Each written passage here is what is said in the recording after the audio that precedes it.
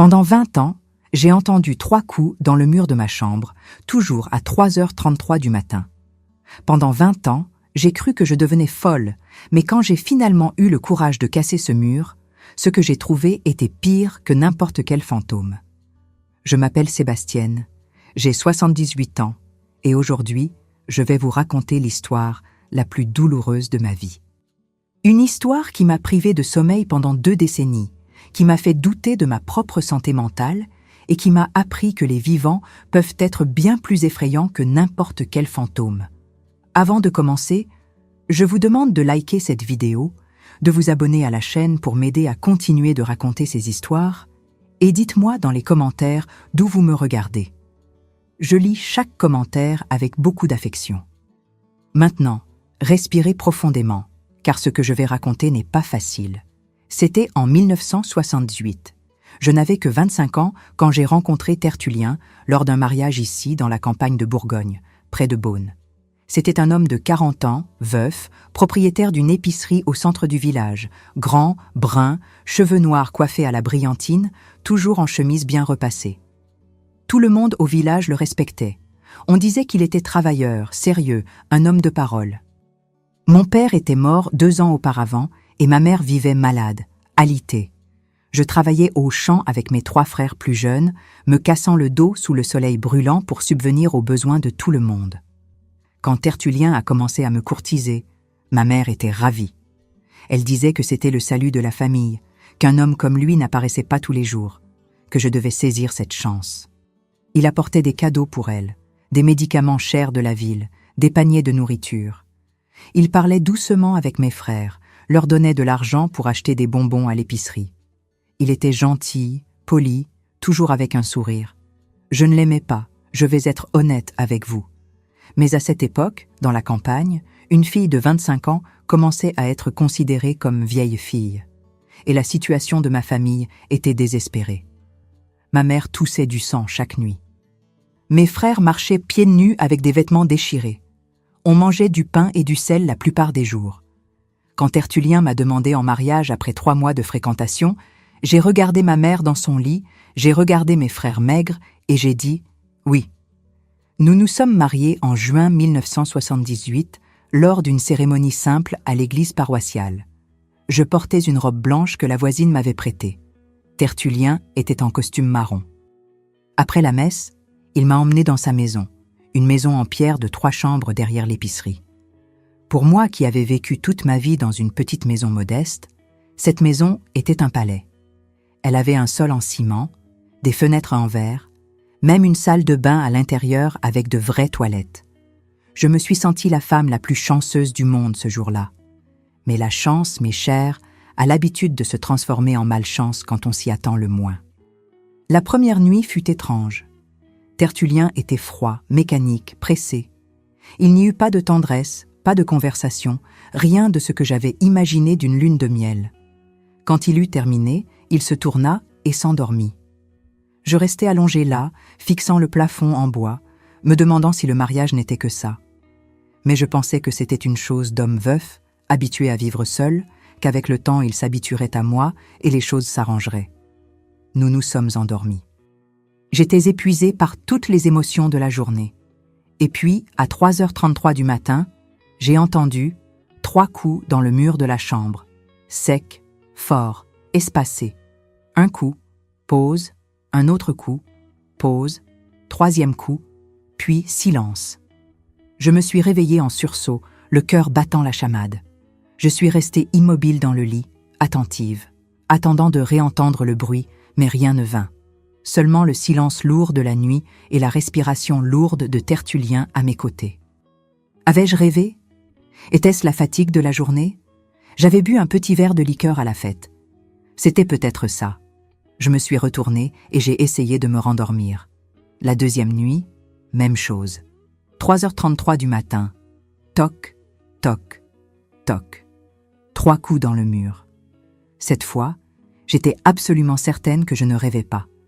J'étais éveillée, consciente, et ces coups étaient réels.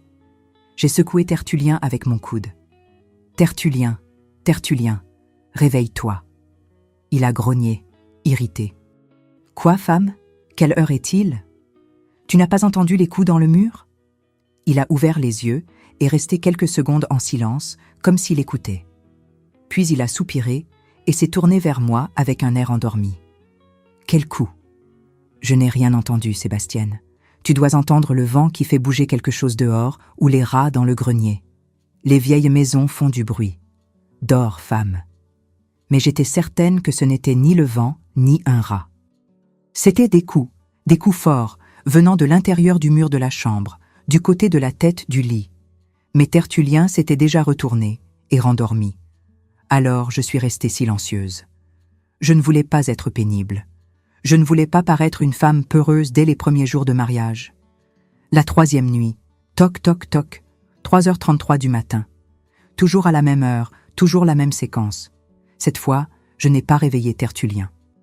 Je suis restée immobile, fixant le mur, essayant de comprendre ce qui diable causait ce bruit.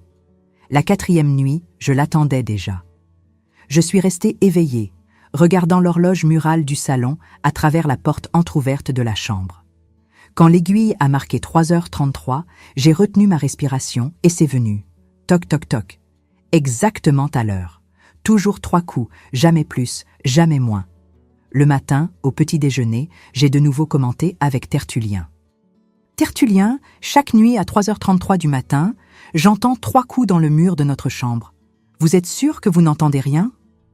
Il étalait du beurre sur son pain, n'a même pas levé les yeux vers moi. Sébastienne, je te l'ai déjà dit, ce doit être un rat ou la charpente de la maison qui craque. Les maisons en bois font du bruit, c'est normal. Arrête tes caprices, femme. Tu n'as pas mieux à penser? La façon dont il a parlé, sèchement, brusquement, m'a fait ravaler mes mots. J'ai baissé la tête et je suis restée silencieuse. Je ne voulais pas me disputer. Je ne voulais pas paraître pénible, mais ces coups me privaient de sommeil, me rendaient nerveuse. 1 semaine s'est écoulée. Chaque sainte nuit, à 3h33, les coups venaient. J'ai commencé à avoir peur de dormir. Je restais à attendre l'heure, tendue, suant froid. Quand les coups se produisaient, tout mon corps frissonnait. Je tirais le drap jusqu'au menton et restais immobile jusqu'à ce que le sommeil me vainque à nouveau. 2 semaines, 3 semaines, 1 mois entier. Les coups ne manquaient jamais. Ils étaient ponctuels comme une horloge. Et Tertullien continuait à dire que j'entendais des choses, que c'était mon imagination, que j'étais nerveuse à cause du changement de vie. Femme, tu as vécu toute ta vie dans cette petite maison, entendant du bois craquer. Maintenant que tu es dans une vraie maison, tu trouves les sons étranges. C'est normal, tu vas t'habituer. Mais je ne m'habituais pas. Chaque nuit qui passait, l'anxiété augmentait. J'ai commencé à être irritable pendant la journée, fatiguée, avec des maux de tête. Je sursautais au moindre bruit. Tertullien l'a remarqué et a commencé à se plaindre. « Tu es très nerveuse, Sébastienne. Tu sursautes comme une chèvre effrayée. Qu'est-ce que tu as ?» Je ne savais pas expliquer. Comment expliquer que 3 coups dans un mur me rendaient folle?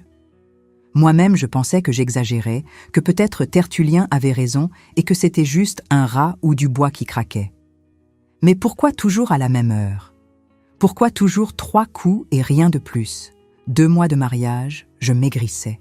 Je ne pouvais pas manger correctement, je ne pouvais pas dormir correctement.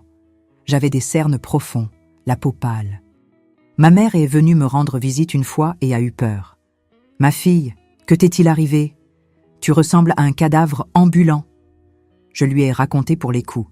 Elle a froncé les sourcils. Des coups dans le mur à 3h33 du matin. Ma fille, ce n'est pas bon signe. 3h33, tu dis? Cette heure, c'est l'heure où les âmes errantes se promènent. Ça pourrait être un fantôme. Mon sang s'est glacé. Je n'y avais jamais pensé. Fantôme, esprit, âme de l'au-delà. Tertullien était veuf. Est-ce que sa première femme était jalouse? Est-ce que son esprit frappait dans le mur pour m'effrayer, pour me faire partir? Cette nuit-là, j'étais terrifiée. Quand il fut 3h33 et que les coups vinrent, j'ai agrippé le bras de Tertullien si fort qu'il s'est réveillé irrité. « Quoi encore, Sébastienne? Les coups, tu ne les as pas entendus? Ta première femme pourrait hanter la maison. » Tertullien a allumé la lumière de la chambre, m'a regardé avec un visage que je n'oublierai jamais, un mélange de colère et de mépris. « Sébastienne, tu deviens folle, complètement folle. Il n'y a aucun fantôme. Ma première femme est morte et a été enterrée. Elle repose en paix. Arrête ces bêtises et laisse-moi dormir. » Il a éteint la lumière d'une claque violente sur l'interrupteur et s'est retourné. Je suis restée là seule dans le noir, écoutant mon propre cœur battre de façon désordonnée. Est-ce que je devenais vraiment folle? Est-ce que tout était dans ma tête? 3 mois après le mariage, j'ai découvert que j'étais enceinte. Quand j'ai annoncé la nouvelle à Tertullien, il ne s'est même pas réjoui. Il a juste dit « Ah, d'accord » et a continué à lire son journal. J'espérais une étreinte, un sourire, une manifestation de joie, mais rien ne vint. Cet homme était froid comme la glace. Enceinte, je pensais que les coups allaient en s'arrêter. Je ne sais pas pourquoi, mais j'avais en tête que c'était passager, qu'un jour ça s'arrêterait, mais ça ne s'est pas arrêté. Le ventre grandissait, 3 mois, 4 mois, 5 mois, et chaque sainte nuit, à 3h33, toc, toc, toc. Je ne parlais plus des coups avec Tertullien. Fatiguée d'être traitée de folle, de névrosée, je gardais tout pour moi, mais cela me rongeait de l'intérieur.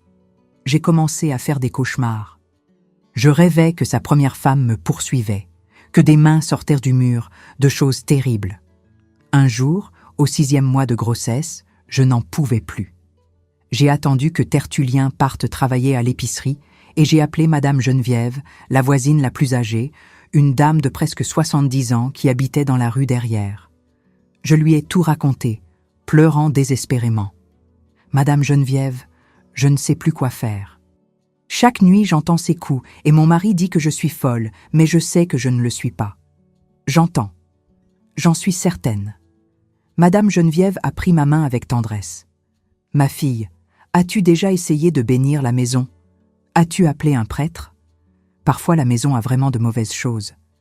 Je connais une très bonne guérisseuse, Madame Rosalie. Elle peut venir ici et faire un nettoyage spirituel. » Mais j'avais peur d'appeler une guérisseuse sans que Tertullien le sache. Il me traitait déjà de folle. Imaginez si je faisais venir une guérisseuse à la maison sans sa permission. Il me tuerait. Alors j'ai remercié Madame Geneviève et je suis restée avec mon angoisse. Le pire, c'est que j'ai commencé à remarquer d'autres choses étranges chez Tertullien. Il disparaissait souvent. Des week-ends entiers, il disait qu'il voyageait pour acheter de la marchandise pour l'épicerie dans les villes voisines. Il partait le vendredi matin et ne revenait que le lundi soir. Il me laissait seule dans cette maison, enceinte, écoutant ses maudits coups chaque nuit. Quand je me plaignais, il était grossier. « Sébastienne, je dois travailler. Tu crois que l'argent tombe du ciel? Tu crois que cet enfant que tu attends va se nourrir comment? Reste tranquille et arrête de te plaindre. » Il n'avait jamais été tendre avec moi, mais au fil des mois, il devenait de plus en plus froid, de plus en plus distant. Il me parlait à peine. Il rentrait tard le soir, dînait en silence, allait se coucher. Il ne demandait pas comment j'allais, comment se passait la grossesse, rien. J'étais comme un meuble dans la maison. Et les coups continuaient, toc, toc, toc chaque nuit. 3h33, comme une horloge, comme une malédiction. Quand mon fils est né en juillet 1979, j'ai pensé que ma vie allait s'améliorer. Je l'ai appelé Joseph comme mon père, un beau garçon, en bonne santé, plein de vie. Mais Tertullien a à peine regardé l'enfant, ne l'a pas pris dans ses bras, n'a pas donné de baiser, rien. Il a juste regardé de loin et dit « Bon, il est né » et est parti à l'épicerie. J'ai beaucoup pleuré ce jour-là. J'ai pleuré mon innocence d'avoir cru que cet homme me rendrait heureuse. J'ai pleuré pour mon fils, qui était né avec un père qui ne montrait aucun amour. Et j'ai pleuré parce que je savais au fond de mon âme que ces coups dans le mur étaient un avertissement que quelque chose allait très très mal dans cette maison. Mais je n'avais nulle part où aller. Je n'avais pas d'argent, pas de travail, j'avais un bébé nouveau-né. J'étais prisonnière dans cette maison, prisonnière dans ce mariage, prisonnière dans cet enfer. Et les coups ne s'arrêtaient jamais. Les premières années avec Joseph furent les plus solitaires de ma vie. J'avais un bébé dans les bras, un mari qui ressemblait plus à un fantôme dans sa propre maison, et ces 3 coups qui m'accompagnaient chaque nuit comme une punition sans fin. Joseph était un bébé pleureur.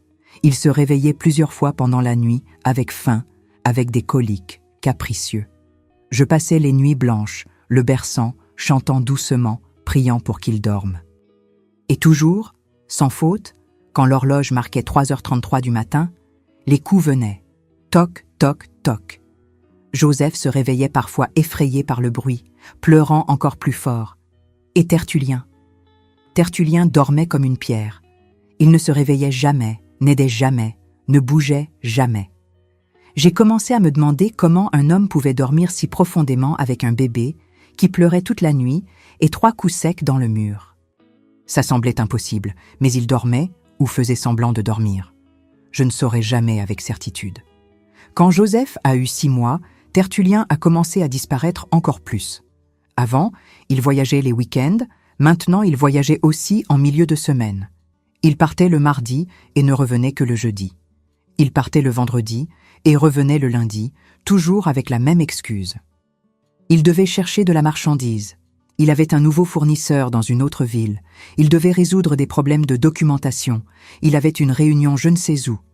Je restais seule à la maison, à m'occuper de Joseph, nettoyant, cuisinant, lavant le linge dans le lavoir, repassant tous ses vêtements à lui qui devaient être impeccables. Chemise, bien amidonnée, pantalon avec le pli marqué, tout sentant le savon.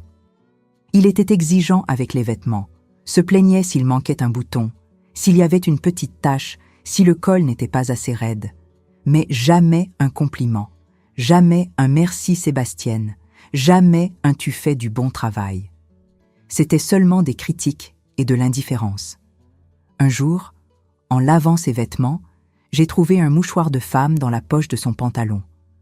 Un mouchoir en soie rose avec de la broderie sur les bords, délicat, parfumé. Ce parfum n'était pas le mien.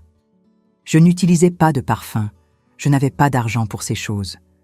Je suis restée à regarder ce mouchoir, sentant mon estomac se retourner. Je le lui ai montré quand il est rentré. « Tertullien, qu'est-ce que c'est que j'ai trouvé dans la poche de ton pantalon ?» Il n'a même pas scié.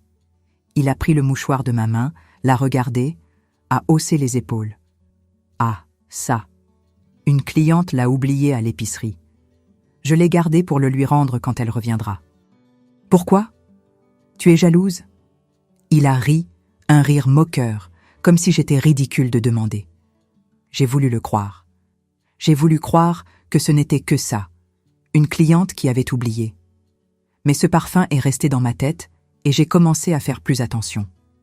J'ai commencé à remarquer qu'il rentrait avec une odeur différente, une odeur de savon qui n'était pas le nôtre, une odeur de nourriture différente de ce que je cuisinais. Une fois, en 1980, j'ai vu une trace de rouge à lèvres sur le col de sa chemise, rouge foncé, bien visible. Mon cœur a failli s'arrêter quand j'ai vu ça. J'ai apporté la chemise vers lui, les mains tremblantes. « Tertullien, ça sur ton col, c'est du rouge à lèvres. » Il lisait le journal, n'a même pas levé les yeux. « C'est de Madame Dupont. Elle m'a fait une bise quand j'ai livré ses courses chez elle. Cette femme est très expressive, tu sais comment c'est. » Madame Dupont, sa cliente la plus âgée, une dame aux cheveux blancs qui devait avoir dans les 70 ans. Ça n'avait aucun sens. Madame Dupont ne portait pas de rouge à lèvres, mais je n'avais pas le courage de confronter, pas le courage de me disputer. J'avais un petit-fils, je dépendais complètement de son argent, je n'avais nulle part où aller. Alors j'avalais. J'avalais la colère, j'avalais le soupçon, j'avalais l'humiliation, et je lavais cette chemise avec le rouge à lèvres, frottant fort, comme si je pouvais aussi effacer ce qui se passait. Joseph grandissait. 1 an, 2 ans, 3 ans. Un garçon intelligent, bavard, affectueux. Il était tout pour moi. La seule raison pour laquelle j'avais encore la force de me lever chaque matin. Tertullien ignorait le garçon, ne jouait pas, ne parlait pas, ne donnait pas d'attention. Joseph essayait de s'approcher de son père, lui montrait les dessins qu'il faisait, essayait de raconter des choses, mais Tertullien le repoussait toujours.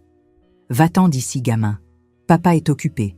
Va jouer dehors. » Je voyais mon fils baisser la tête et partir tranquillement, et mon cœur se brisait en morceaux.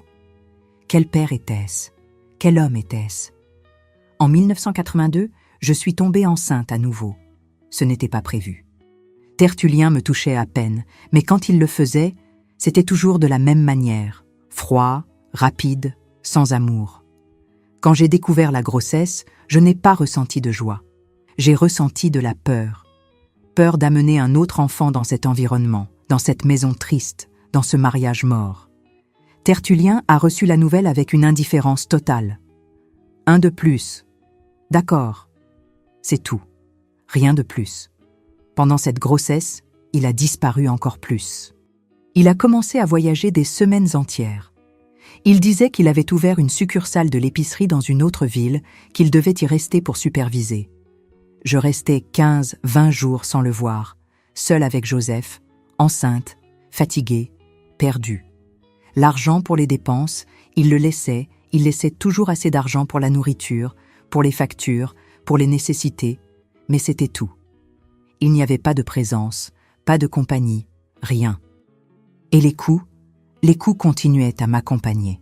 Chaque nuit, ponctuellement, à 3h33. J'avais abandonné de comprendre, j'avais abandonné de demander, j'avais accepté cela comme une partie de ma vie, comme un fardeau que je devais porter. Certaines nuits, je ne me réveillais même plus.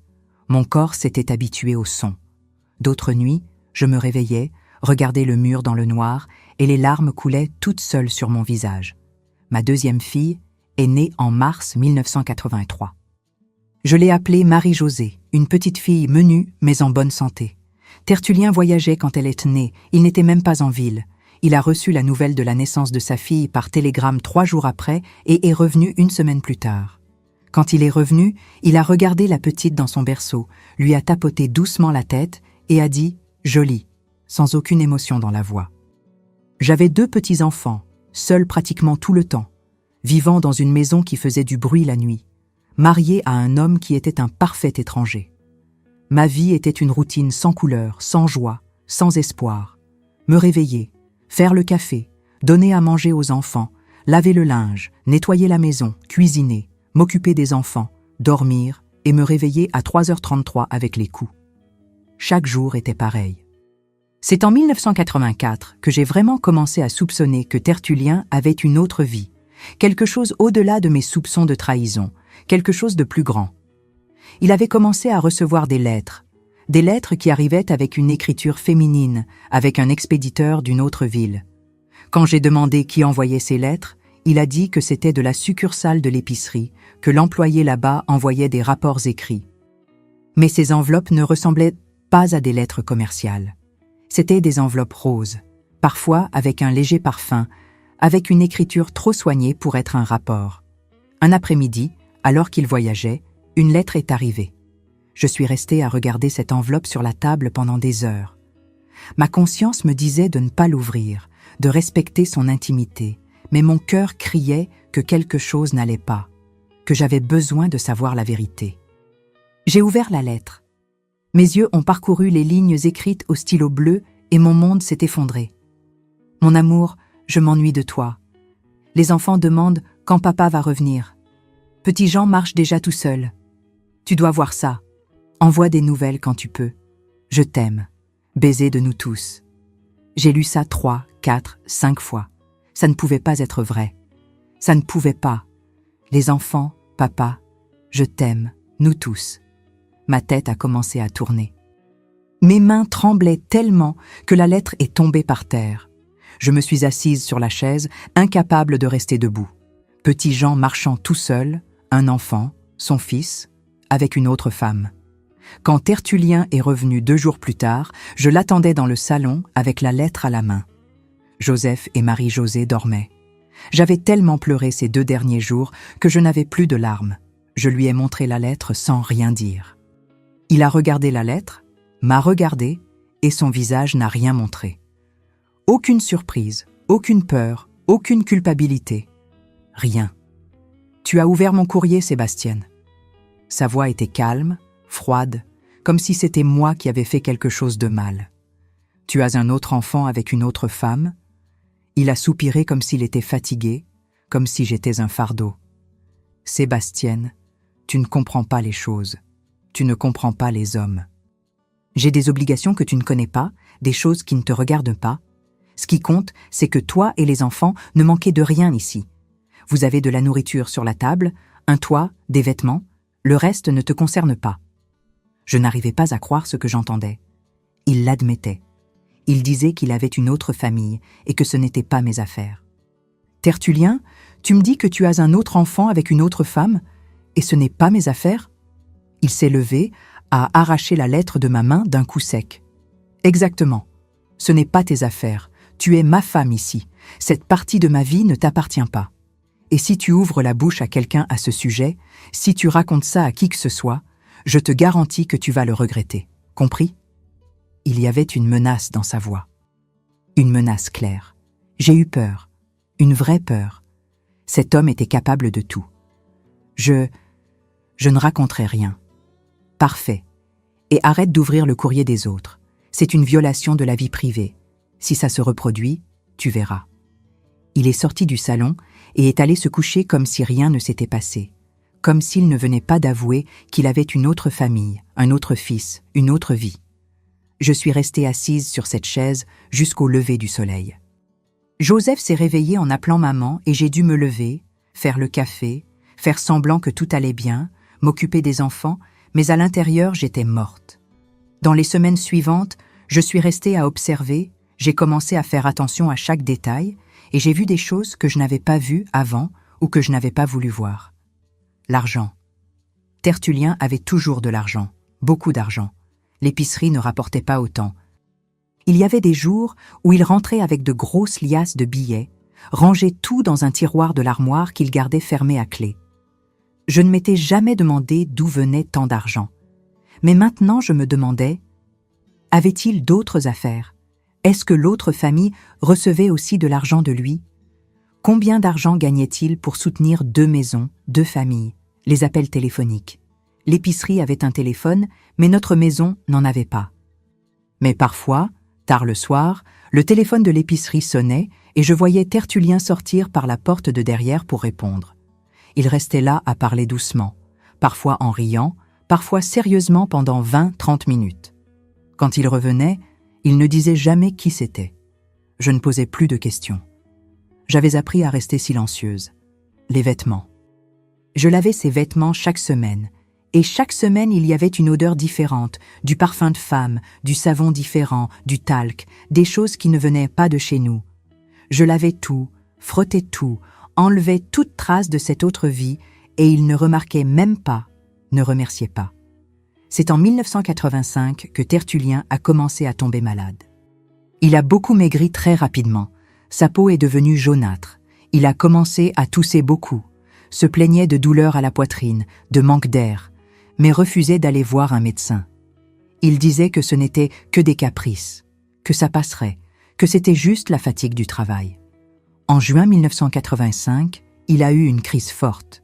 Il est tombé par terre dans l'épicerie, sans air, avec beaucoup de douleur. Les voisins l'ont ramené à la maison et j'ai dû appeler le médecin d'urgence. Le docteur l'a examiné et a dit que c'était grave, qu'il devait aller à l'hôpital dans la capitale pour faire des examens. Mais Tertullien a refusé. « Je n'irai dans aucun hôpital. Je mourrai ici même dans ma maison. » Et c'est ce qui s'est passé. En août 1985, Tertullien est mort. Je ne sais pas exactement de quoi.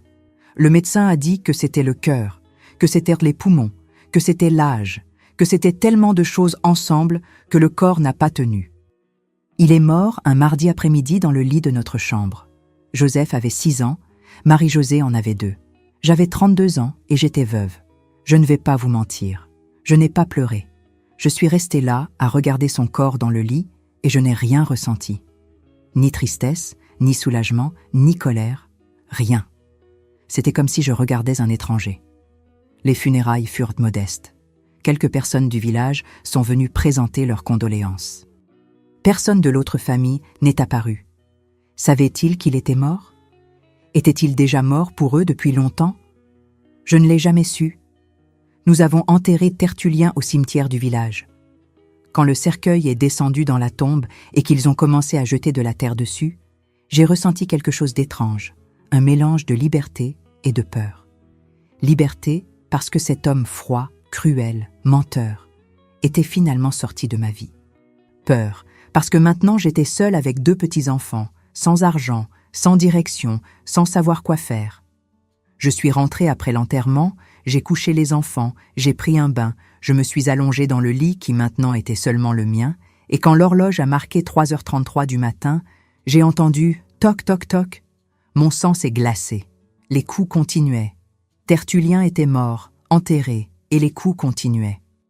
À ce moment-là, j'ai su que ce n'avait jamais été un rat, que ce n'avait jamais été du bois qui craquait, que ce n'avait jamais été mon imagination. Ces coups venaient de quelque part, de quelque chose, d'un objet qui était dans ce mur. Et maintenant, sans Tertullien pour me traiter de folle, j'allais découvrir quoi. Mais il allait falloir 13 ans avant que j'aie le courage de casser ce mur. 13 ans à entendre ces coups chaque nuit, sachant que mon mari mort ne faisait pas ce bruit, sachant qu'il y avait quelque chose là, piégé, caché, attendant d'être découvert. La première semaine après l'enterrement fut la plus effrayante de ma vie. Je restais allongée dans le lit chaque nuit, comptant les minutes jusqu'à 3h33. Mon corps était tendu, suant froid, attendant le moment. Et quand ça venait, toc, toc, toc, je tirais le drap pour couvrir entièrement ma tête, et je restais là-dessous, tremblante, priant doucement, demandant protection. Si ce n'était pas les pas de Tertullien dans la nuit, si ce n'était pas lui qui se levait et faisait du bruit, alors qu'est-ce que c'était ? Ma mère avait-elle raison quand elle disait que c'était une âme errante ? Est-ce que son esprit était piégé dans cette maison, frappant dans le mur, essayant de me dire quelque chose ? Ou pire, est-ce qu'il était en colère contre moi pour avoir ouvert cette lettre, pour avoir découvert son secret ? Et maintenant, il me torturait de l'au-delà ? 1 semaine. Après l'enterrement, j'ai réveillé Joseph au milieu de la nuit. « Mon fils, viens vite dans le lit de maman. » Il est venu, se frottant les yeux de sommeil, s'est glissé sous mon bras. J'ai attendu. Quand il fut 3h33, les coups sont venus, clairs, forts, indéniables. « Joseph, tu as entendu ?» Il m'a regardé avec ses grands yeux d'enfant de 6 ans. « Entendu quoi, maman ?» Le bruit, les coups dans le mur. Il est resté silencieux, faisant attention, mais c'était déjà passé. Les coups ne se répétaient jamais la même nuit. C'était toujours 3 coups et c'est tout. Silence jusqu'à la nuit suivante. « Je n'ai rien entendu, maman. Je peux aller dormir ?» Mon fils n'avait pas entendu. Un enfant de 6 ans avec une bonne ouïe collée contre moi n'avait pas entendu ces coups qui pour moi étaient aussi forts qu'un tonnerre. À ce moment-là, j'ai compris que j'étais la seule à entendre. Soit c'était de la folie, soit c'était une punition, soit c'était quelque chose dirigé spécifiquement vers moi. Et ça m'a encore plus terrifiée. 2 semaines plus tard, j'ai appelé Madame Geneviève à nouveau. Elle a amené Madame Rosalie, la guérisseuse dont elle m'avait parlé des années auparavant. Madame Rosalie était une petite dame toute courbée, avec la peau foncée pleine de rides, portant une robe noire et un chapelet pendu au cou. Elle est entrée dans la maison, a regardé dans les coins, a senti l'air et a secoué la tête. « Il y a un poids ici, ma fille. Il y a une énergie très lourde dans cette maison. » Elle a allumé des bougies blanches dans toutes les pièces, a fait des croix de gros sel dans les coins, a prié en latin, a jeté de l'eau bénite sur les murs. Elle a passé presque 3 heures à faire le nettoyage spirituel. Quand elle a terminé, elle a pris mes mains. « La maison est propre maintenant, mais tu dois avoir la foi. Prie chaque jour, allume une bougie blanche chaque vendredi et ne laisse pas entrer de mauvaise énergie ici. Compris ? » J'ai remercié. Je l'ai payé avec le peu d'argent que j'avais et j'ai attendu que la nuit arrive avec espoir. Espoir que les coups allaient enfin s'arrêter. Mais quand il fut 3h33 du matin, ils sont venus. Toc, toc, toc, identiques, implacables. J'ai appelé le prêtre de l'église paroissiale. Père Auguste, un jeune homme fraîchement arrivé au village. Il est venu, a béni la maison, a récité le chapelet avec moi, a jeté de l'eau bénite dans toutes les pièces, surtout dans la chambre. Il m'a donné une médaille de Saint-Benoît à placer sous mon oreiller. Sébastienne, la foi soulève des montagnes. Aie confiance en Dieu et rien de mal ne t'atteindra. Mais les coups ont continué. J'ai commencé à vraiment perdre le sommeil. Je ne dormais plus. Je restais éveillée toute la nuit, attendant 3h33. Après que les coups venaient, je restais immobile jusqu'au lever du soleil. Pendant la journée, j'étais épuisée, irritée, sans patience pour rien. Joseph et Marie-Josée remarquèrent que quelque chose n'allait pas chez moi. Joseph, qui était déjà plus grand et plus intelligent, demandait « Maman, vous êtes malade ?»« Non, mon fils, c'est juste de la fatigue. Maman va bien. » Mais je n'allais pas bien. Je me noyais dans la peur, dans la fatigue, dans le désespoir. La situation financière a empiré très rapidement. Tertullien avait laissé un peu d'argent, mais pas beaucoup. L'épicerie, il l'avait laissée à un associé dont je ne savais même pas qu'il existait, un certain Joachim d'une autre ville. Joachim est venu, a pris les clés, a pris le stock à tout prix et m'a donné une misère d'indemnisation. Il a dit que cette épicerie, en fait, appartenait plus à lui qu'à Tertullien, que Tertullien devait de l'argent, que j'avais de la chance de recevoir quelque chose.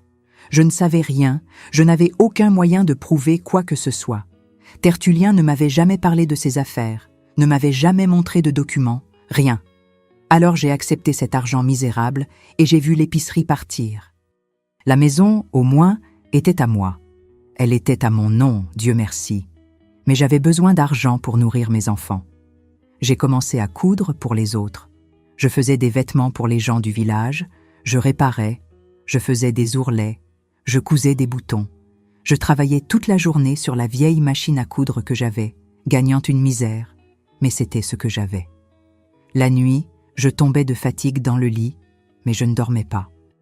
Je restais à attendre les coups. Toujours à attendre. En 1987, Joseph avait 8 ans et a commencé à poser des questions sur son père. Je n'avais jamais mal parlé de Tertullien aux enfants. Je ne trouvais pas ça correct. Mais Joseph était intelligent, observateur. « Maman, mon père était gentil ?» Je cousais une robe, j'ai arrêté la machine, j'ai regardé mon fils. « Oh, pourquoi tu demandes ça ?»« Parce que je ne me souviens pas de lui parler avec moi, je ne me souviens pas de lui jouer. Je me souviens seulement de lui me disant de partir. » Mon cœur s'est serré. Que pouvais-je dire? Que son père était un homme froid, cruel, menteur, qu'il avait une autre famille cachée, qu'il ne nous aimait pas? Ton père était un homme travailleur, Joseph. Il travaillait beaucoup pour nous donner ce dont on avait besoin. Parfois, les adultes sont très fatigués et n'ont pas de patience, mais il a fait ce qu'il pouvait. Mensonge. Mais c'était le mensonge que je devais dire pour protéger mon fils. En 1988, 3 ans après la mort de Tertullien, j'ai trouvé une boîte cachée dans son armoire.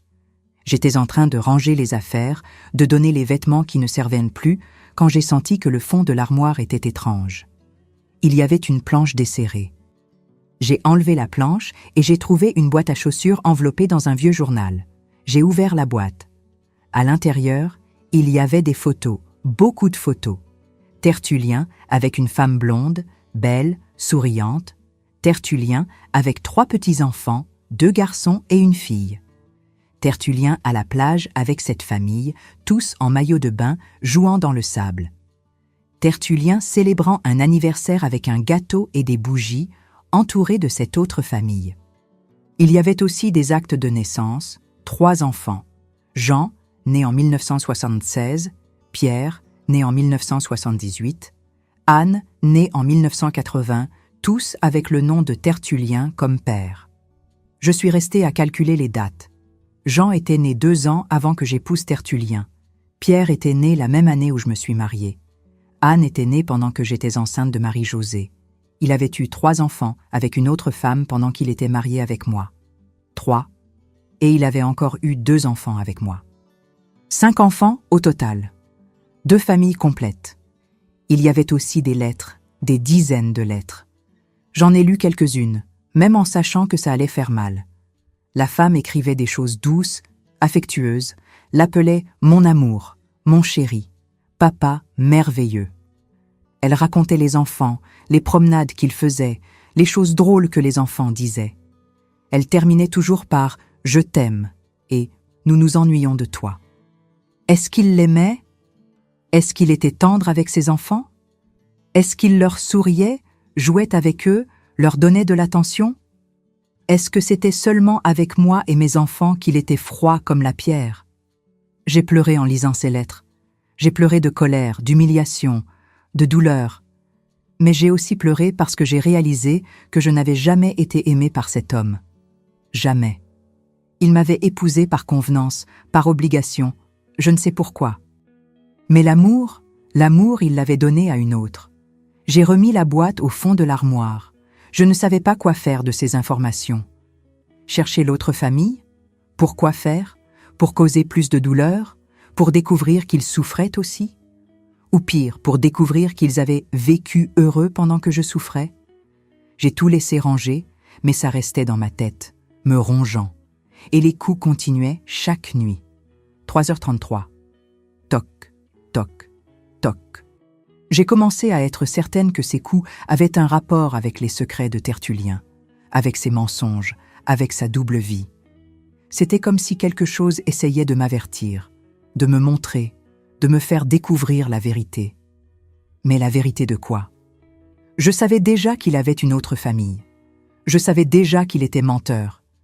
Qu'est-ce qu'il pouvait y avoir de plus? En 1990, 5 ans après sa mort, les enfants étaient déjà plus grands. Joseph avait 11 ans, Marie-Josée avait 7 ans. Il remarquait que je ne dormais pas bien, que je vivais fatiguée, que je sursautais au moindre bruit. Une nuit, Marie-Josée s'est réveillée et est venue dans ma chambre en pleurant. « Maman, j'ai fait un cauchemar. » Je l'ai prise dans mes bras, l'ai mise dans mon lit. Elle s'est blottie contre moi et s'est rendormie. Je suis restée là à caresser ses cheveux, attendant 3h33. Quand les coups sont venus, Marie-Josée a bougé un peu, mais ne s'est pas réveillée. Une preuve de plus que j'étais la seule à entendre cela. J'ai commencé à me demander si c'était vraiment un fantôme ou si c'était mon esprit qui me jouait des tours. Mais je savais que ce n'était pas de la folie. J'entendais ces coups, ils étaient réels. En 1992, 7 ans après la mort de Tertullien, quelque chose s'est passé qui a tout changé. J'étais au marché du village quand une femme s'est approchée de moi, blonde, belle, environ 50 ans, bien habillée. Elle m'a regardée de haut en bas et a demandé « Vous êtes Sébastienne, la femme de Tertullien ?» Mon sang s'est glacé. Je connaissais ce visage, je l'avais vu en photo. « Je suis qui êtes-vous, madame ?»« Je suis Hélène, l'autre femme de Tertullien. » Là, au milieu du marché, avec des gens qui passaient autour, j'étais face à face avec l'autre famille de mon défunt mari. Hélène avait les yeux rouges, elle semblait avoir beaucoup pleuré. Elle a attrapé mon bras fort. « J'ai besoin de vous parler. J'en ai vraiment besoin. On peut parler quelque part de plus privé ?» Nous sommes allés dans un petit café au coin de la place. Nous nous sommes assises à une table au fond. Hélène a commandé 2 cafés et a commencé à parler, la voix tremblante. « Je sais que vous savez pour moi. Je sais que Tertullien vous l'a dit ou que vous avez découvert. J'ai découvert. Je ne savais pas que vous existiez, Sébastienne. Je jure devant Dieu que je ne savais pas. Tertullien m'a dit qu'il était veuf quand nous nous sommes rencontrés en 1975. Il a dit que sa première épouse était morte en couche. Je l'ai cru, je l'ai épousé, j'ai eu 3 enfants avec lui et je n'ai découvert qu'il avait une autre famille que quand il était mourant. » Elle a commencé à pleurer, a sorti un mouchoir de son sac, s'est essuyé les yeux. Il m'a tout raconté sur son lit de mort. Il a dit qu'il avait une autre épouse, 2 autres enfants, une autre maison. J'ai failli mourir quand j'ai entendu ça. 25 ans de mariage, 3 enfants élevés et tout était un mensonge. Il vivait un mensonge avec nous 2. Je ne savais pas quoi dire. Une partie de moi ressentait de la colère envers elle, mais une autre partie ressentait de la pitié. Elle aussi avait été trompée. Elle aussi avait souffert. « Pourquoi vous êtes venue me chercher, Hélène ?»« Parce que j'essaie de rassembler les pièces. » Tertullien a laissé beaucoup de filles en suspens, beaucoup de choses qui n'ont pas de sens. Il avait beaucoup d'argent, Sébastienne, beaucoup plus que cette épicerie ne pouvait donner. Et il cachait de l'argent. J'ai trouvé des cachettes dans la maison où nous vivions, de l'argent ancien, caché dans des endroits étranges, et des documents d'affaires dont je ne savais même pas qu'ils existaient. Mon cœur a commencé à battre plus vite. Quel genre d'affaires? Des propriétés? Des terrains? Il avait des propriétés enregistrées au nom de prête-noms, des gens qui n'existent même pas. Et il avait des liens avec des gens dangereux. J'ai trouvé des notes, des numéros de téléphone, des noms qui, quand j'ai recherché, étaient de gens impliqués dans la contrebande, dans des choses illégales. Ma tête a commencé à tourner. Tertullien était impliqué dans des choses illégales. C'était pour ça qu'il avait tant d'argent? C'était pour ça qu'il voyageait tant? Vous pensez qu'il était impliqué dans le crime? Hélène a hoché la tête, les larmes coulant. Je ne sais pas, Sébastienne, mais j'ai peur. Il y a des gens qui me cherchent, des gens qui veulent savoir où est son argent, où sont les documents, où sont les choses qu'il gardait. Je ne sais rien, il ne m'a jamais rien dit. Et maintenant j'ai peur pour mes enfants, peur pour moi. Elle a tenu ma main par-dessus la table. Si vous savez quelque chose, si vous trouvez quelque chose dans la maison où vous viviez, prévenez-moi s'il vous plaît. Nous devons savoir la vérité. Nous devons protéger nos enfants. J'ai promis que si je trouvais quelque chose, je la préviendrais. Hélène m'a donné son adresse, notée sur un papier, et est partie. Je suis rentrée chez moi abasourdie. Tertullien était impliqué dans des choses dangereuses. Il avait de l'argent caché dans notre maison, des documents importants. J'ai commencé à chercher. J'ai retourné chaque pièce, chaque armoire, chaque tiroir. Mais je n'ai rien trouvé d'autre que cette boîte de photos et de lettres que je connaissais déjà.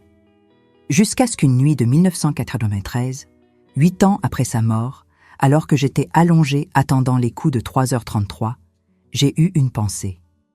Et si ce qu'il cachait était dans le mur? Et si les coups étaient un signal, un avertissement, un secret essayant de sortir? Je me suis levée du lit, j'ai allumé la lumière de la chambre, je suis restée à regarder ce mur, le mur à côté de la tête du lit, d'où venaient les coups depuis 15 ans. J'ai passé ma main sur le mur. C'était du plâtre sur des briques, rien de spécial. Mais d'où venaient ces coups alors? Qu'y avait-il là-dedans? J'ai pensé à casser le mur à ce moment-là, mais j'ai eu peur. Peur de ce que j'allais trouver. Peur que ce soit quelque chose de pire que ce que j'imaginais. Alors, j'ai laissé pour plus tard. Un jour de plus, une semaine de plus, une année de plus. Les années ont passé. 1994, 95, 96, 87. Joseph a grandi et est devenu un jeune homme fort, travailleur.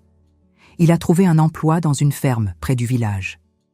Marie-Josée étudiait, une fille intelligente, studieuse. Je continuais à coudre, à survivre, à élever mes enfants. Et chaque nuit, sans faute, à 3h33, les coups venaient, toc toc toc. 20 ans de coups, 20 ans de tourments, 20 ans à attendre, attendre, attendre. Jusqu'à ce qu'en janvier 1998, j'ai finalement décidé que j'allais en finir avec ça. J'allais casser ce mur, j'allais découvrir ce qu'il y avait dedans, j'allais mettre fin à ce cauchemar une fois pour toutes. Même si ça me tuait de peur, même si c'était quelque chose de terrible, j'avais besoin de savoir, parce que personne ne mérite de vivre 20 ans avec un secret qui frappe dans le mur chaque nuit. Janvier 1998 était trop chaud. La chaleur était étouffante, de celle qui vous laisse sans air, transpirant même en dormant. Mais ce n'était pas la chaleur qui m'empêchait de dormir, c'était les coups, toujours les coups. Cette semaine de janvier, je me suis réveillée un matin et j'ai pris une décision. Je n'allais plus vivre comme ça. Je n'allais pas passer une année de plus à entendre ce maudit bruit sans savoir d'où il venait. 20 ans, c'était trop long. 20 ans de peur, de doute, de tourment. Ça suffit. Joseph avait 19 ans maintenant. Un jeune homme fort, grand, avec des bras épais à force de travailler à la ferme. Marie-Josée avait 15 ans. Elle était au lycée. Une fille studieuse qui passait ses journées plongée dans les livres. J'avais 45 ans, les cheveux déjà en train de blanchir sur les tempes, le corps fatigué de tant de travail et de tant de soucis. Mais ce jour-là, j'ai senti une force que je n'avais pas ressentie depuis longtemps, une détermination, un courage que je ne savais même plus exister en moi. J'ai attendu que Joseph rentre du travail. Il est arrivé en fin d'après-midi, en sueur avec des vêtements sales de terre. Il s'est assis à la table de la cuisine pendant que je servais le dîner, du riz, des haricots, un morceau de viande frite, du pain, de la nourriture simple, mais c'était ce qu'on avait. « Joseph, j'ai besoin de te parler de quelque chose. » Il a levé les yeux de son assiette, mâchant. « Vas-y, maman. » J'ai respiré profondément. Comment expliquer à mon fils que pendant 20 ans j'avais entendu des coups dans un mur? Que son père, mort depuis 13 ans, avait caché toute une vie de mensonges, que je pensais qu'il y avait quelque chose dans ce mur qui devait être découvert. Mon fils, tu te souviens de ton père ? Il a arrêté de manger et devenu sérieux. Je me souviens peu. Je me souviens qu'il était dur, qu'il ne parlait presque pas. Je me souviens que maman était toujours triste. Pourquoi ? Ton père n'était pas un homme bon, Joseph. Il a eu une autre famille, une autre femme, d'autres enfants, tout caché de moi. Joseph a lâché sa fourchette. Ses yeux sont devenus écarquillés. Quoi ? Comment ça, une autre famille ? Il avait une double vie. Il voyageait en disant que c'était pour le travail, mais c'était pour être avec eux. J'ai découvert après sa mort. J'ai trouvé des lettres, des photos, des documents. Tu as 3 demi-frères et sœurs que tu n'as jamais connus. J'ai vu la mâchoire de mon fils se crisper, la colère passant sur son visage comme une vague. Ce salaud. Joseph, ne parle pas comme ça de ton père. Pourquoi pas, maman ? Il le mérite. Il vous a fait souffrir. Il nous a abandonnés pour avoir une autre famille. Je n'avais pas de réponse à ça, parce qu'il avait raison. Il y a autre chose, mon fils. Depuis que je me suis mariée avec ton père, j'entends des bruits dans le mur de la chambre. 3 coups chaque nuit à 3h33. Pendant 7 ans, j'ai écouté pendant qu'il était vivant. Il disait que c'était un rat, que c'était mon imagination. Mais quand il est mort, les coups ont continué. 13 ans après sa mort, j'entends toujours ces coups tous les 5 jours. Joseph m'a regardée comme si j'étais devenue folle. « Maman, vous êtes sérieuse ? » Je suis sérieuse. Et je pense qu'il y a quelque chose dans ce mur, quelque chose qu'il a caché, de l'argent, des documents, quelque chose. C'est pourquoi j'ai besoin de ton aide. Je veux casser ce mur, je veux voir ce qu'il y a dedans. Il est resté silencieux pendant un long moment, traitant tout ce que je venais de raconter. Puis, il a hoché la tête. « D'accord, maman. Si c'est ce que vous voulez, on casse. Demain même, quand je rentre du travail. » Cette nuit-là, je n'ai presque pas dormi. Pas par peur des coups, mais par anxiété. J'allais enfin découvrir. Après 20 ans, j'allais savoir ce qui faisait ce bruit. Quand il fut 3h33, les coups sont venus comme toujours. Toc, toc, toc. Mais cette fois, au lieu de me recroqueviller de peur, j'ai parlé à voix haute, seule dans la chambre obscure. « Demain, je vais te trouver. Quoi que tu sois, demain, ça se termine. » Le jour suivant a semblé une éternité à passer. Je suis restée agitée, rangeant la maison, nettoyant des choses qui étaient déjà propres juste pour passer le temps. Marie-Josée l'a remarqué. « Maman, vous êtes étrange aujourd'hui. Il s'est passé quelque chose ? » « Non, ma fille, tout va bien. Juste de la nervosité pour rien. » Quand le soleil a commencé à baisser et que Joseph est arrivé du travail, mon cœur s'est emballé. Il est entré dans la maison, m'a regardé et a hoché la tête. « On va le faire, maman, avant que vous changiez d'avis. » Marie-Josée était chez la voisine en train d'étudier. C'était juste Joseph et moi. Il est allé chercher une vieille masse que nous avions dans la petite pièce au fond, de celles avec un manche en bois et une tête en fer lourd. Il est revenu dans la chambre à regarder le mur. « C'est ici ?» J'ai pointé le mur à côté de la tête du lit. C'est là, du côté gauche de la tête du lit. C'est de là que vient le son. Joseph a écarté le lit, l'a adossé au mur opposé. Il ne restait que le mur nu, avec le plâtre blanc un peu jauni par le temps. Il a tapé légèrement avec les jointures des doigts à plusieurs endroits, faisant attention au son. « Ici, c'est creux, maman. Ici, ce n'est pas un mur massif. Il y a un espace vide derrière. » Mon cœur a failli sortir de ma bouche. « Tu es sûr ? » ?»« J'en suis sûr. Regarde, écoute. » Il a tapé à nouveau. Toc, toc. Le son était différent du reste du mur. Il était plus sourd, plus creux. Il y avait de l'espace là. « Maman, vous êtes sûre que vous voulez faire ça ? Parce que si je commence à frapper, je vais ouvrir un gros trou. Ça va être du travail pour réparer après. »« J'en suis sûre. Casse. » Joseph a positionné la masse, a respiré profondément et a frappé. Le premier impact a ouvert une fissure dans le plâtre. De petits morceaux de plâtre sont tombés par terre. Il a frappé encore et encore et encore. À chaque coup de masse, le trou grandissait. Le plâtre tombait, révélant les briques en dessous. Il a continué à frapper, maintenant sur les briques. Une brique s'est détachée, puis une autre, puis une autre. La poussière a rempli la chambre. De la poussière blanche, épaisse, qui entrait dans le nez et la gorge. Je toussais en m'essuyant les yeux, mais je ne partais pas de là. J'avais besoin de voir, j'avais besoin de savoir. Après environ 20 minutes de coups de masse, Joseph s'est arrêté. Il y avait un gros trou dans le mur, de la taille d'une petite fenêtre. Et à l'intérieur du trou, au milieu des briques et de la poussière, il y avait quelque chose. Une petite porte en bois. Une petite trappe à peu près de la taille d'une boîte à chaussures encastrée là, entre les briques.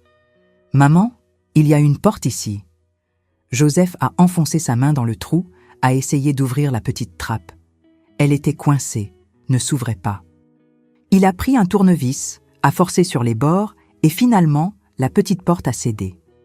Elle s'est ouverte avec un grincement sec.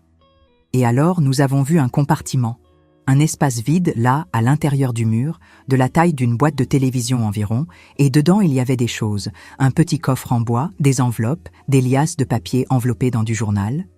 Joseph a enfoncé son bras là-dedans avec précaution, a sorti le coffre en bois en premier. C'était un vieux coffre lourd, fermé avec un petit cadenas en métal. Il a secoué le coffre près de son oreille. Il y a quelque chose dedans, quelque chose qui bouge. Il a posé le coffre par terre, a repris le tournevis, a forcé sur le cadenas. Le métal était vieux, rouillé. Avec quelques coups, le cadenas s'est détaché et est tombé par terre avec un tintement. Joseph a ouvert le coffre et la première chose que nous avons vue était un réveil. Un vieux réveil mécanique, de ceux de table, à remontoir, avec un cadran rond et 2 petites cloches au-dessus. Le réveil fonctionnait. L'aiguille bougeait. Tic-tac, tic-tac, tic-tac. Et alors il s'est passé quelque chose qui m'a glacé jusqu'à l'âme. L'aiguille a atteint une marque sur le cadran et de l'intérieur du réveil, un mécanisme s'est déclenché. Un petit marteau en métal s'est levé et a frappé le côté en bois du coffre. Toc, pause. Toc, pause. Toc, 3 coups. Exactement le son que j'entendais chaque nuit depuis 20 ans. Joseph m'a regardé les yeux écarquillés. J'avais les mains sur la bouche en état de choc total. Maman, c'était ça. C'était un réveil. J'ai pris le réveil avec les mains tremblant tellement que j'ai failli le laisser tomber. J'ai regardé le cadran. 3h33. Le réveil était programmé pour sonner à 3h33. Pendant 20 ans, ce réveil avait sonné là, à l'intérieur du mur. Il avait un système de remontoir long, de ceux anciens, qui durait des mois avant de devoir être remonté. Tertullien le remontait périodiquement. Et quand il est mort, le réveil a continué à fonctionner seul jusqu'à ce que le ressort se termine. Et puis, avec le temps, par un défaut dans le mécanisme, il s'était remis à fonctionner, déréglé, sonnant chaque nuit. J'ai commencé à rire, un rire nerveux, hystérique, mélangé avec des pleurs. 20 ans à penser que c'était un fantôme, que c'était l'âme de mon mari qui me tourmentait, que c'était une punition divine, et c'était un réveil, un maudit vieux réveil caché dans le mur. Je n'étais pas folle. Mon Dieu du ciel, je n'étais pas folle. Les larmes coulaient sur mon visage. 20 ans de doute, de peur, de tourment, et c'était un réveil. Mais la question demeurait. Pourquoi Tertullien avait-il caché un réveil dans le mur? À quoi servait cette alarme à 3h33 du matin? Joseph est retourné au compartiment dans le mur, a sorti les enveloppes, a ouvert la première. De l'argent, de vieux billets, jaunis, d'anciennes valeurs, beaucoup d'argent. Il a compté rapidement. Il y a plus de 50 000 anciens francs ici, une fortune à l'époque où ça a été rangé. Il a ouvert la deuxième enveloppe. Plus d'argent. Et encore, et encore. 4 enveloppes pleines de vieil argent. Ensuite, il a pris les liasses enveloppées dans du journal. Il a ouvert la première avec précaution. C'étaient des documents, des actes de terrain, des propriétés enregistrées à des noms que je ne connaissais pas, des reçus de dépôt bancaire dans des comptes qui n'étaient pas les nôtres, des reçus de paiement énormes à des personnes dont je n'avais jamais entendu parler. Et puis, Joseph a ouvert une enveloppe différente, plus grande, jaunâtre. De l'intérieur sont sorties des photos, les mêmes photos que j'avais déjà vues avant, dans la boîte de l'armoire. Tertullien avec l'autre femme, Tertullien avec les 3 autres enfants. Mais il y avait d'autres photos, des photos que je ne connaissais pas. Tertullien à des fêtes avec des hommes en costume, tous riant, buvant.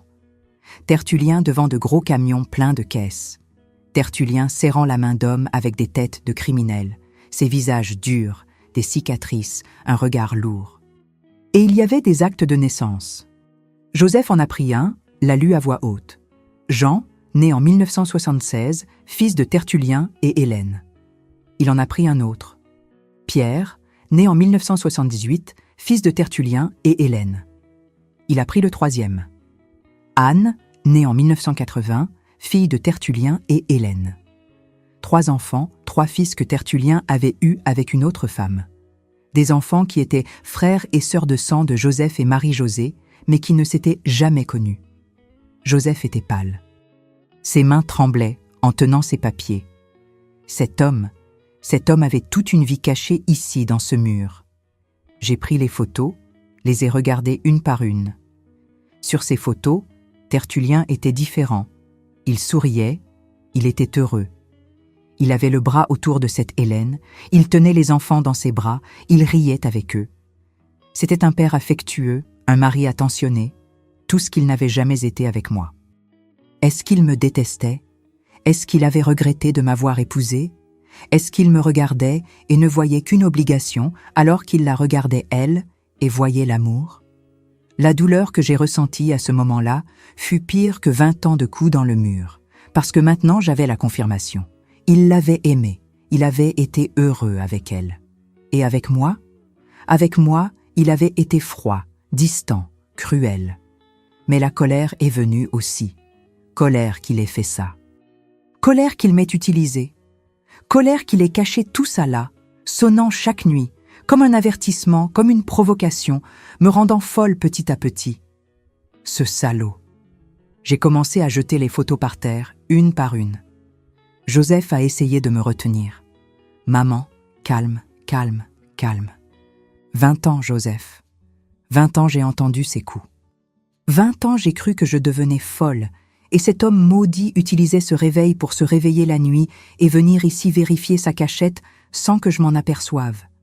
Il me prenait pour une idiote. Il me faisait croire que j'étais folle pendant qu'il cachait de l'argent, cachait des documents, cachait toute une famille dans ce mur. Je me suis assise par terre, au milieu de la poussière et des décombres, et j'ai commencé à frapper le sol de ciment avec mes poings. 20 ans de douleur explosant d'un coup, 20 ans de silence, d'avaler, d'endurer. Tout sortant maintenant en cris, en pleurs, en colère. Joseph s'est agenouillé à mes côtés, m'a serré fort. « Maman, arrêtez, arrêtez, s'il vous plaît. Il ne mérite pas vos larmes, il ne mérite rien. » Mais je ne pouvais pas m'arrêter. J'ai pleuré jusqu'à ne plus avoir de larmes. J'ai pleuré jusqu'à avoir mal à la gorge. J'ai pleuré jusqu'à être vide. Quand je me suis finalement calmée, il faisait déjà noir dehors. Joseph avait rassemblé tous les documents, tout l'argent, toutes les photos en une pile par terre. Le réveil était là, faisant toujours tic-tac, comme si rien ne s'était passé.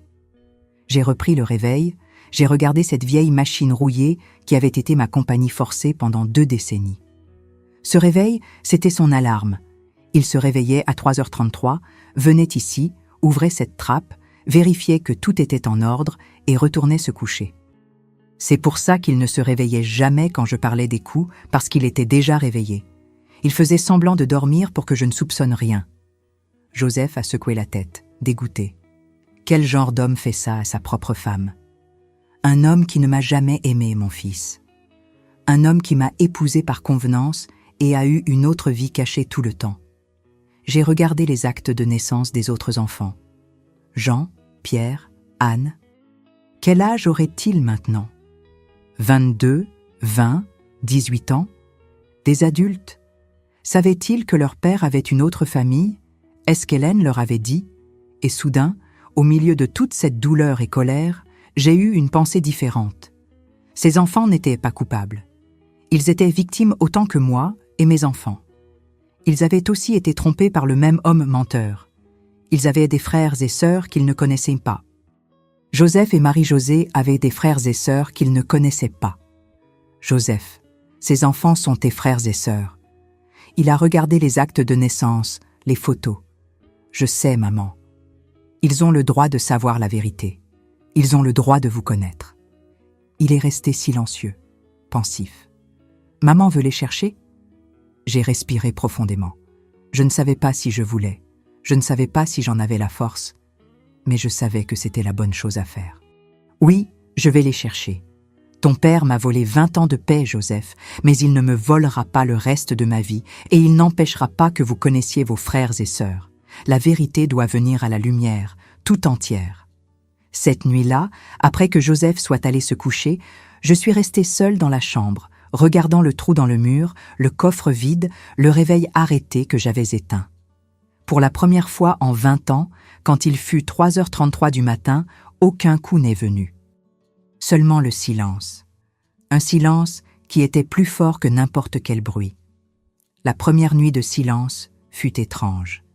Je suis restée allongée, attendant les coups par pure habitude. Mon corps était déjà conditionné à se réveiller à cette heure, mais quand il fut 3h33 et que rien ne s'est passé, j'ai ressenti quelque chose que je n'avais pas ressenti depuis longtemps. La paix, une paix lourde, mélangée avec de la tristesse, mais la paix. Il m'a fallu 3 jours pour rassembler le courage de chercher Hélène. J'avais l'adresse qu'elle m'avait donnée des années auparavant, notée sur un papier que je gardais dans un tiroir. J'ai pris ce papier jauni, lissé à force d'être plié et déplié, et je l'ai montré à Joseph.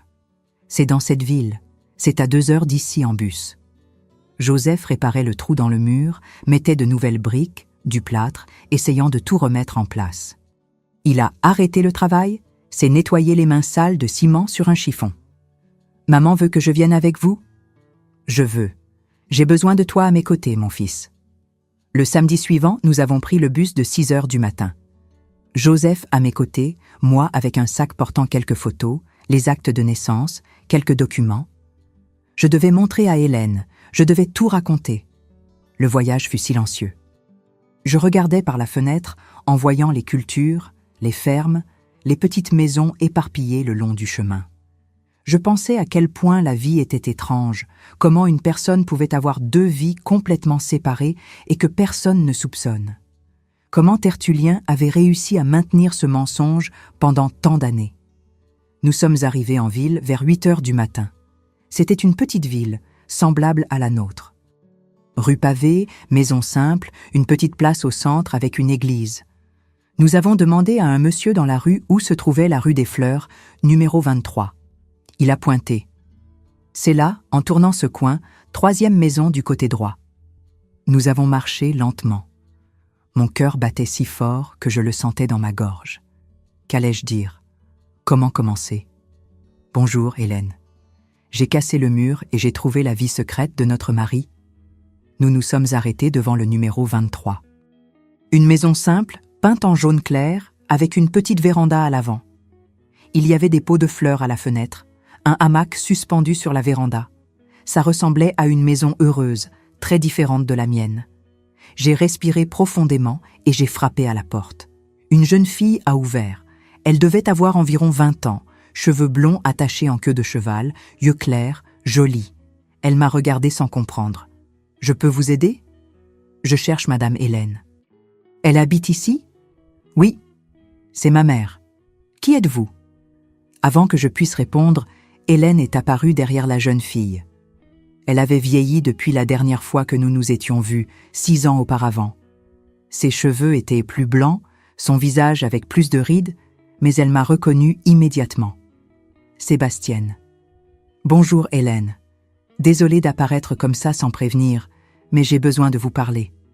C'est important. » Elle a fait un signe à la jeune fille de s'écarter. Elle a ouvert complètement la porte. « Entre s'il te plaît. » Nous sommes entrés. La maison à l'intérieur était chaleureuse. Il y avait un canapé en crochet, des rideaux en dentelle, une odeur de café frais. Sur le mur, il y avait des photos de Tertullien avec cette famille. Tertullien souriant, serrant les enfants dans ses bras.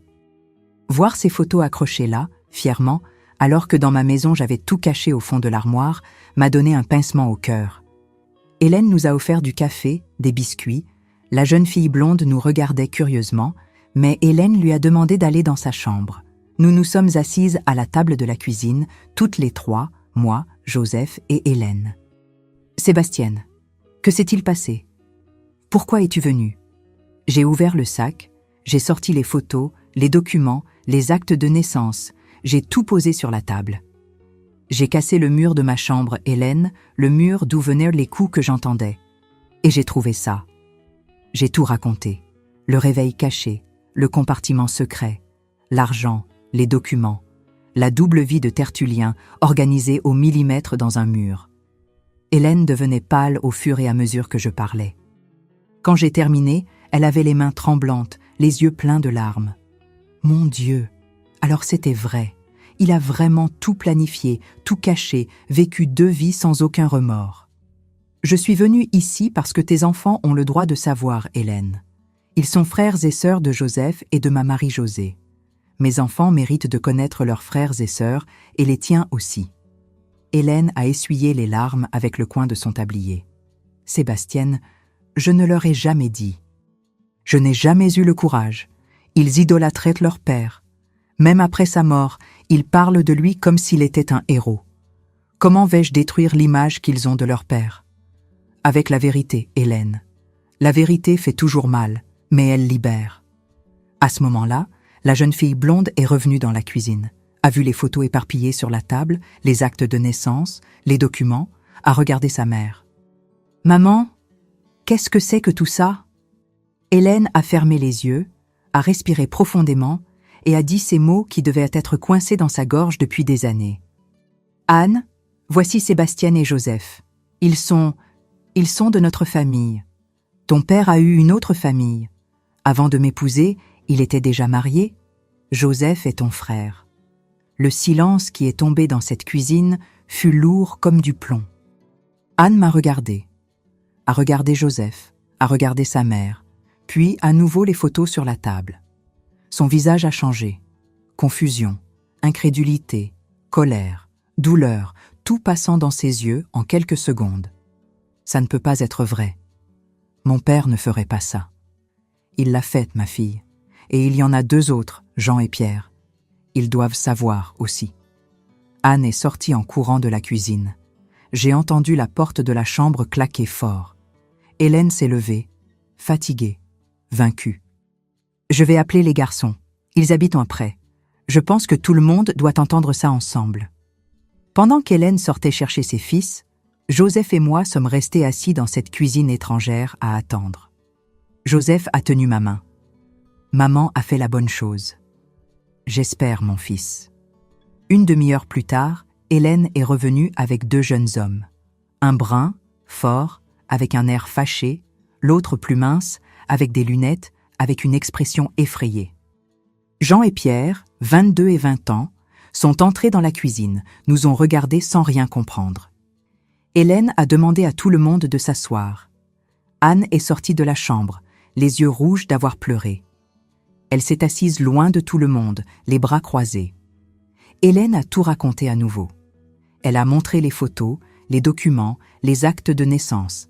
Elle a expliqué que leur père avait eu une autre famille, qu'il avait vécu un mensonge pendant plus de 20 ans. Jean, l'aîné, est devenu rouge de colère. Il a frappé la table du poing. « C'est un mensonge. Vous inventez ça. Mon père n'était pas comme ça. » Jean, regarde les photos. Regarde les actes de naissance. Tout est là. Ton père était marié avec Sébastienne avant moi. Il a eu 2 enfants avec elle, Joseph et Marie-Josée. Ils sont tes frères et sœurs. Pierre, celui du milieu, a pris une des photos, une photo de Tertullien avec Joseph bébé dans les bras. La date au dos, 1979. Il a regardé Joseph, qui était assis à mes côtés, du même âge que lui environ. « C'est vrai. Regarde cette photo. C'est toi ?» Joseph a hoché la tête. « C'est moi, avec quelques mois, avec notre père. » Jean s'est levé de sa chaise, a commencé à marcher d'un côté à l'autre, passant la main dans ses cheveux, nerveux, agité. Je n'arrive pas à croire ça. Je n'arrive pas à croire qu'il nous ait fait ça. C'était un bon père. Il jouait avec nous, nous emmenait à la pêche, nous enseignait des choses. Il ne pouvait pas être un menteur comme ça. J'ai finalement parlé, la voix sortant basse, fatiguée. « Avec vous, il a été un bon père. Avec moi et mes enfants, il a été froid, distant, cruel. Il n'a jamais pris Joseph dans ses bras, n'a jamais joué avec Marie-Josée, n'a jamais montré d'affection. Vous avez eu son amour. Nous n'avons eu que l'obligation. Jean a arrêté de marcher, m'a regardé. J'ai vu dans ses yeux la même douleur que j'avais ressentie quand j'avais tout découvert. Pourquoi? Pourquoi a-t-il fait ça? Je ne sais pas, mon fils. Je ne saurai jamais. Il est mort en emportant les réponses avec lui. Anne, qui était restée silencieuse tout le temps, a finalement parlé. Sa voix était brisée, pleine de ressentiment. On pensait qu'on était spéciaux, que notre famille était parfaite. Et en fait, on n'était que la moitié d'un mensonge. J'ai recommencé à pleurer. Pas de colère, pas de douleur, mais de pitié. Pitié pour ces enfants qui avaient découvert que leur père héros était un menteur. Pitié pour mes enfants qui n'avaient jamais eu de vrai père. Pitié pour Hélène qui avait vécu une illusion. Pitié pour moi-même qui avait gaspillé 25 ans de ma vie dans un mariage mort. Mais au milieu de toute cette douleur, quelque chose d'inattendu s'est produit. Pierre s'est levé, est venu où Joseph était assis et a tendu la main. « Salut, je suis Pierre, ton frère. » Joseph a regardé la main tendue, puis le visage de Pierre et l'a serré. Joseph enchanté. Anne a essuyé ses larmes, s'est levée aussi, est venue vers moi. « Vous avez beaucoup souffert à cause de lui, n'est-ce pas? » « J'ai souffert, ma fille, mais j'ai survécu. » Elle m'a embrassée. Une fille de 18 ans que je ne connaissais pas, qui venait de découvrir que son monde était un mensonge, m'a embrassée et je l'ai serrée en retour. Jean a mis plus de temps, il est resté là debout, à digérer. Mais finalement, il est venu aussi. Il a tendu la main à Joseph. « Désolé, désolé pour tout ce que notre père vous a fait. Tu n'es pas responsable. Aucun de nous ne l'est. » Nous sommes restés dans cette maison toute la journée, parlant, pleurant, riant parfois aussi, nous découvrant les uns les autres, découvrant des ressemblances. Joseph et Jean avaient la même façon de parler. Pierre et Marie-Josée, qui n'étaient pas là mais ils ont vu des photos, avaient la même forme de visage. Anne avait le même rire que moi. Nous étions une famille brisée, rapiécée, réunie par des mensonges et des secrets, mais nous étions une famille. En fin d'après-midi, quand il était temps de rentrer, Hélène m'a accompagnée jusqu'à la porte. Merci Sébastienne d'être venue, d'avoir dit la vérité. Je sais que ça n'a pas été facile. Déconne, c'était la chose la plus difficile que j'ai jamais faite, Hélène. Mais c'était nécessaire. Qu'est-ce que tu vas faire maintenant avec l'argent que tu as trouvé, avec les documents? J'avais pensé à ça, j'y avais beaucoup pensé. L'argent, je vais le diviser. La moitié pour moi et mes enfants, la moitié pour toi et les tiens. C'est juste. Les documents des propriétés, je vais voir si je peux vendre et diviser aussi. Tout ce qui était à lui appartient à ses enfants. Tous. Hélène a recommencé à pleurer. « Tu es une meilleure femme que moi, Sébastienne. » « Non, Hélène. Je suis juste fatiguée de porter de la colère. La colère pèse trop lourd. Je veux vivre le reste de ma vie légère. » Je suis rentrée avec Joseph dans le bus de l'après-midi. J'ai regardé par la fenêtre, voyant le soleil se coucher derrière les montagnes. J'ai pensé à tout ce qui s'était passé. 20 ans de coups, 20 ans de peur, 20 ans de secrets. Mais maintenant, il n'y avait plus de secrets, il n'y avait plus de coups, il n'y avait plus de peur. Quand nous sommes arrivés à la maison, il faisait déjà noir. Marie-Josée nous attendait anxieuse. « Maman, où étiez-vous » Je m'inquiétais. Je me suis assise avec elle dans le salon, Joseph à côté, et j'ai tout raconté sur ses frères et sœurs, sur l'autre famille, sur l'argent, les documents, tout. Marie-Josée a d'abord été choquée, mais ensuite, avec cette sagesse que les enfants ont parfois, elle a dit quelque chose qui m'a marquée pour toujours. « Maman, alors maintenant on n'a plus de famille, plus de frères et sœurs ?» « Oui, ma fille. » Alors c'était une bonne chose. Mon père a fait une mauvaise chose, mais à la fin, on a gagné une plus grande famille. Et elle avait raison. Au milieu de tout ce désordre, de tous ces mensonges, nous avions gagné quelque chose. Nous avions gagné des frères et sœurs, nous avions gagné la vérité, nous avions gagné la liberté. Dans les mois qui ont suivi, les deux familles ont commencé à mieux se connaître. Jean, Pierre et Anne venaient nous rendre visite. Joseph et Marie-Josée allaient dans leur ville. Hélène et moi parlions au téléphone, planifiant des rencontres, partageant des souvenirs, nous aidant l'une l'autre à tout digérer. Nous avons découvert que Tertullien avait vraiment été impliqué dans la contrebande. Il utilisait l'épicerie comme façade, mais le vrai argent venait de marchandises illégales qu'il transportait entre les villes. C'était pour ça qu'il voyageait tant, c'était pour ça qu'il avait tant d'argent, c'était pour ça qu'il avait cette cachette dans le mur. Le réveil était son alarme pour se réveiller et vérifier que l'argent et les documents étaient toujours en sécurité. Il ne pouvait pas mettre un réveil normal parce que je l'aurais entendu. Alors, il a inventé ce système. Un réveil qui frappait légèrement sur le bois du coffre. Un son qui ne le réveillait que lui parce qu'il l'attendait. Mais le réveil avait continué à fonctionner pendant des années après sa mort, me tourmentant jusqu'à finalement se casser définitivement. Et puis, par un défaut dans le mécanisme, il s'était remis à fonctionner de façon déréglée. C'est pour ça que les coups ne s'arrêtaient jamais. Nous avons vendu les propriétés qui étaient au nom des prête-noms. Ça a rapporté beaucoup d'argent. Nous avons tout divisé également entre les 5 enfants. Jean a utilisé sa part pour ouvrir une affaire. Pierre est retourné aux études. Anne s'est mariée. Joseph a acheté un petit bout de terre et a commencé à cultiver. Marie-Josée a terminé ses études et est allée faire l'université dans la capitale. Et moi, j'ai rénové toute la maison. J'ai peint les murs en blanc. J'ai mis de nouveaux rideaux. J'ai changé les meubles de place. J'ai réparé le trou dans le mur de la chambre. Mais j'ai laissé une petite marque, une cicatrice, pour me rappeler d'où je venais, pour me rappeler que j'ai survécu. Aujourd'hui, à 78 ans, quand je regarde en arrière, je vois une vie de lutte, de douleur, de dépassement de soi. 20 ans à entendre des coups qui me faisaient penser que je devenais folle. 25 ans mariée à un homme qui ne m'a jamais aimée. Mais je vois aussi les 5 enfants que cet homme a laissés maintenant unis, s'aimant comme frères et sœurs, construisant une vraie famille sur les décombres du mensonge. Parfois, la nuit, quand il est 3h33, je me réveille par habitude, je regarde le mur. Aucun coup ne vient, seulement le silence. Un bon silence, tranquille, qui me laisse me rendormir en paix. Les coups se sont arrêtés, mais je continue, plus forte que jamais. Parce que si j'ai appris quelque chose dans toute cette vie, c'est qu'on est beaucoup plus fort qu'on imagine, que la vérité, aussi douloureuse soit-elle, est toujours meilleure que le mensonge, et qu'il n'est jamais, jamais trop tard pour recommencer. J'ai survécu à 20 ans de coups dans le mur. J'ai survécu à un mariage sans amour. J'ai survécu à la découverte d'une trahison qui a duré des décennies. Et si j'ai survécu à tout ça, vous pouvez aussi survivre à ce que vous traversez. N'abandonnez pas. Ne laissez pas la peur gagner. Ne laissez pas les mensonges des autres définir qui vous êtes. Cassez le mur si nécessaire. Découvrez la vérité et vivez libre. Parce que la vie est trop courte pour qu'on la passe entière à entendre des coups la nuit et à avoir peur de découvrir d'où ils viennent.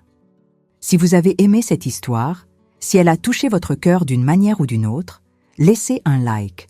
Abonnez-vous à la chaîne Histoire Grand-Mère pour entendre plus d'histoires de dépassement comme celle-ci. Et dites-moi dans les commentaires, où regardez-vous cette vidéo? Avez-vous déjà vécu une situation où la vérité, même en faisant mal, vous a libéré?